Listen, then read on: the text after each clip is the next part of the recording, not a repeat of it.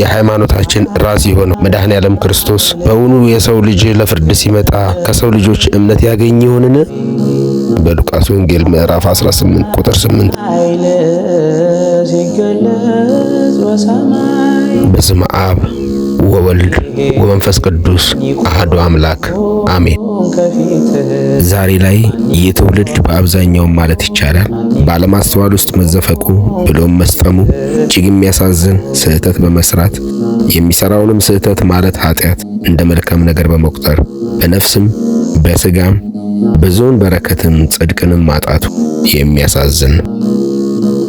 ስለማናስተውል በኢዮብ ምዕራፍ 33 ቁጥር 14 ላይ እግዚአብሔር በአንድ መንገድ በሌላም ይናገራል፣ ሰው ግን አያስተውልም ተብሎ ተነግሮብናል። አምላክ የሚናገረውን የሚያስተምረውን የሚገስጸውን በአጠቃላይ በፍጹም ያለማስተዋል አባዜ ተጸናውቶት ጊዜውን ባለመዋጀት በደመ ነፍስ እንደ እንስሳ እየተንቀሳቀሰ የሰይጣን መጫወቻና መቀለጃ ሆኖ በዚህ ዓለም መከራን ያጭዳል። ውስጡ ባዶ ቀፎ ሆኖ ከወዲያ ወዲህ ይባክናል። አዋቂ ነኝ ብሎ ለራሱ ግምት ሰጥቶት በራሱ ማስተዋል ተነድቶ ዕውቀት ከማጣቱ የተነሳ ኃይሉን ክዶታል። በዮሐንስ ወንጌል ምዕራፍ 6 ቁጥር 54 ላይ ሥጋዬን የበላ ደሜን የጠጣ የዘላለም ሕይወት አለው፣ እኔም በመጨረሻ ቀን ሁሉ አስነሣዋለሁ ብሎ ተነግሮን በወንጌል እኛ ግን ከአጋንንት ማዕድ ዛሬም ላይ በሰፊው ለቁጥር በሚታክት ሁኔታ ሆነን እንካፈላለን።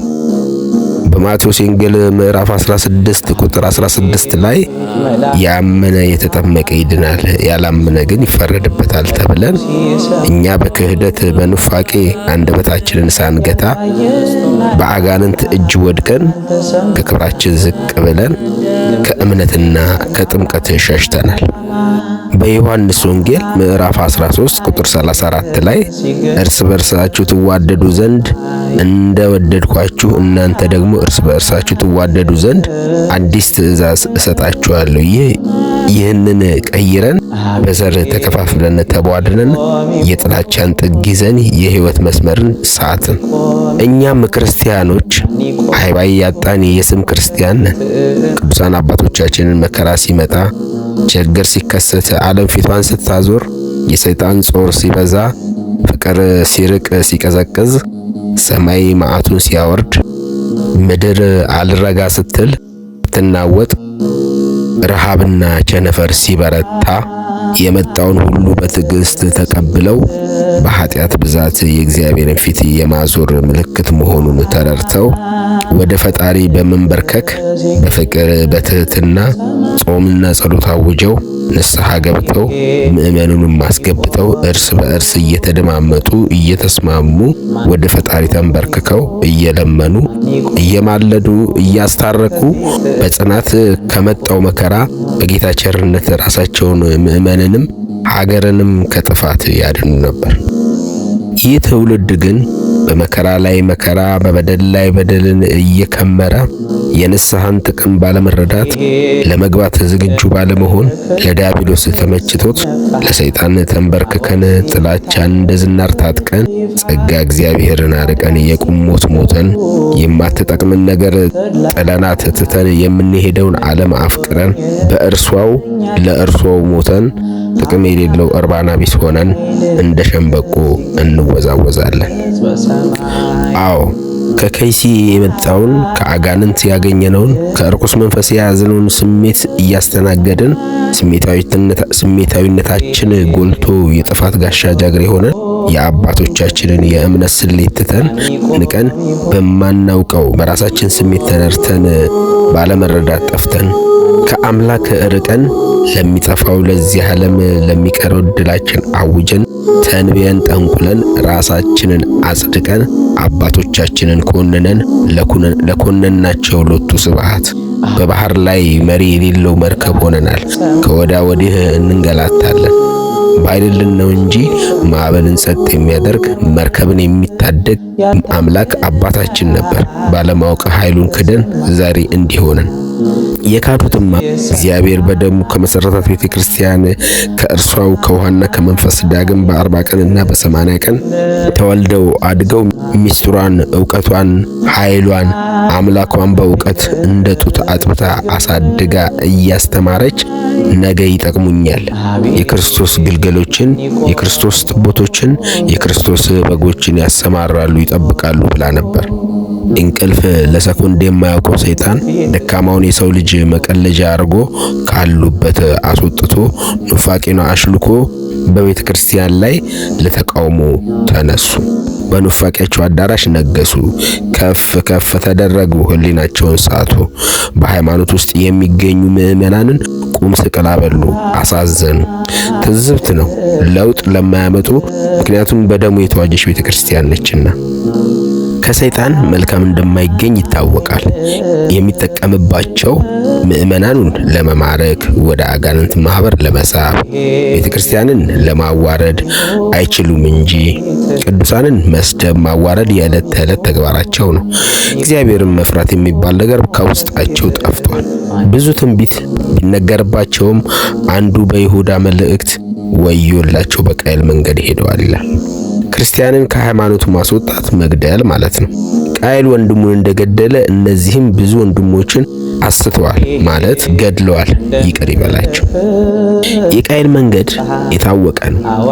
ባልንጀራን ፍቅር ማጣት። በሁለተኛ ዮሐንስ መልእክት ምዕራፍ 5 ቁጥር 8 ላይ ይህች ከመጀመሪያ በእኛ ዘንድ የነበረች ትእዛዝ ናት እንጂ አዲስ ትእዛዝ እንደምጽፍልሽ አይደለም፣ እንደ ትእዛዛትም እንሄድ ዘንድ ይህ ፍቅር ነው። ከመጀመሪያ እንደሰጠኋችሁ በእርሷ ትእዛዝ ትሄዱ ዘንድ ትእዛዙ ይህች ናት።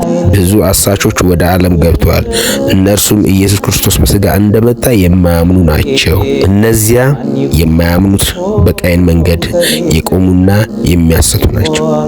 በእግዚአብሔር ፊት በራስ መንገድ ወይም ያለ እምነት መቅረብ። በሮሜ ምዕራፍ 10 ቁጥር 3 ላይ የእግዚአብሔርን ጽድቅ ሳያውቁ የራሳቸውን ጽድቅ ሊያቆሙ ሲፈልጉ ለእግዚአብሔር ጽድቅ አልተገዙ። ለዚህ ነው ለሰው ቅን የምትመስል መንገድ አለች፣ ፍጻሜዋ ግን የሞት መንገድ ነው ይላል ምሳሌ ምዕራፍ 14 ቁጥር 12 ላይ። በወንድሙ ላይ ክፉ ማሰብና ምቀኝነት።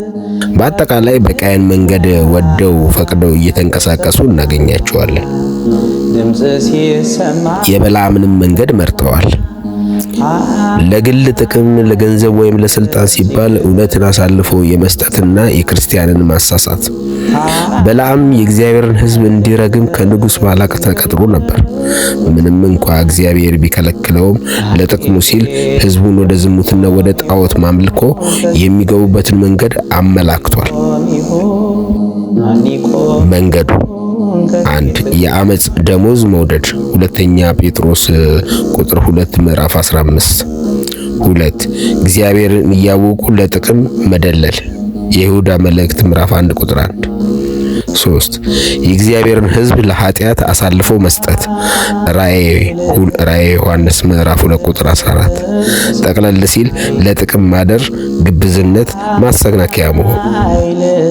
የቆሬ መቃወም ቆሬና ግብረ አበሮቹ ዳታንና አቤሮን ሙሴንና አሮንን የተቃወሙት እኛም ቅዱሳንን እግዚአብሔር በእኛ መካከል አለ በሚል መንፈሳዊ ሽንፋን ቢሆንም ምክንያቱ ግን የስልጣን ጥመኝነት ነበር።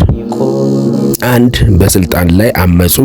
ቆሬ አመጽ ዘሁልቅ ምዕራፍ 16 ቁጥር 3 2 ያልተሰጠውን አገልግሎት በጉልበት መፈለግ ዘሁልቅ 16 ከቁጥር 8 እስከ 10 3 በአዲስ ኪዳን የተሰጠ ማስጠንቀቂያ ወዮላቸው በቃየል መንገድ ሄደዋልና በቆሬም መቃወም ጠፍተዋል የይሁዳ መልእክት ምዕራፍ 1 ቁጥር 11 ላይ።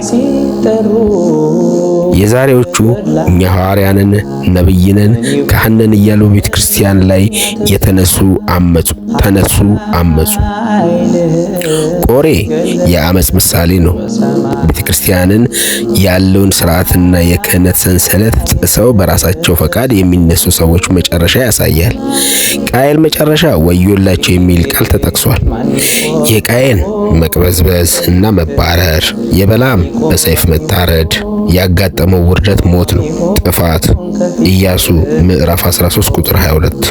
የቆሬ በቁሙ ወደ ሲኦል መውረድ፣ ምድር አፏን ከፍታ ከነ ቤተሰቦቹ ከነ ንብረቱ ዋጠችው። ተከታዮቹ 250 ሰዎች በእግዚአብሔር እሳት ተቃጠሉ። ዘሁልቅ ምዕራፍ 16 ቁጥር 33 ላይ። የእነዚህ ሶስቱ መንገዶች መጨረሻ በሶስት ቃላት ይጠቃልላል።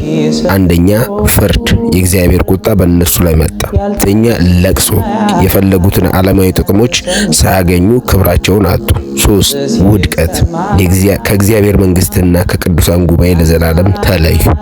ከእኛ የወጡ መናፍቃን እንደ ቃየን ብዙ ወንድሞችና እህቶችን በሲኦል ገድለዋል። የሰይጣን መሳሪያ ናቸው። ከኛ የወጡ መናፍቃን እንደ በለዓም ለጥቅም ለገንዘብ ሃይማኖት ቀይረዋል፣ አስቀይረዋል። ሆድ አምላኩ ናቸው።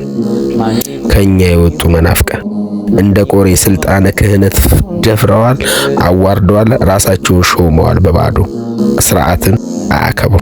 ወዮላቸው። የያዕቆብ ወንድም የይሁዳ መልእክት ምዕራፍ 1 ቁጥር 11 ላይ ወዮላቸው በቃየል መንገድ ሄደዋልና ስለ ደሞዝ ለበለዓም ስህተት ራሳቸውን አሳልፈው ሰጥተዋል፣ በቆሬ መቃወም ጠፍተዋል ይላል። ወስብሐት ለእግዚአብሔር። ኃይል ሲገለጽ በሰማይ አቤት